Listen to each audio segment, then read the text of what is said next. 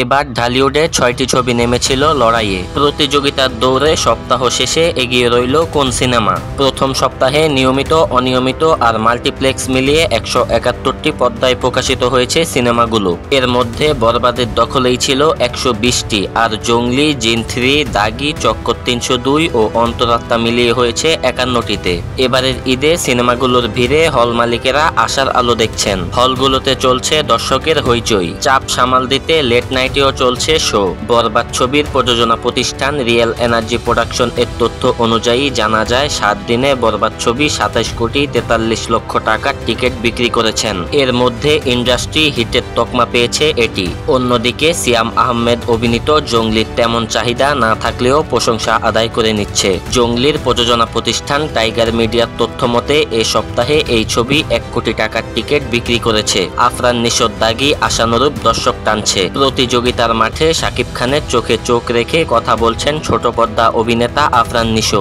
মোশাররফ করিমের চক্কর ৩০২ সিনেমার প্রশংসা করছেন দর্শক। সাধারণত ঈদের ছুটিতে সিনেমা হলে দর্শকের ভিড় বেশি হয়, ফলে প্রযোজকের পকেট ভারী হতে থাকে। তবে প্রথম ধাপের পর এর পরিমাণ কমতে থাকে। চলচ্চিত্র সংশ্লিষ্টদের মতে প্রথম থেকে যে ছবি এগিয়ে থাকে শেষ পর্যন্ত সেই ছবি বিজয়ের হাসি হাসে। এখন প্রশ্ন হলো ঈদের সেরা সিনেমা কোনটি? উত্তর সহজ, এবারের ঈদে ১ নাম্বার সিনেমা হচ্ছে বরবাদ, ২ নম্বরে রয়েছে দাগি, ৩ নম্বরে রয়েছে জঙ্গলি এবং ৪ নম্বরে রয়েছে মোশাররফ করিমের চক্কর ৩০২।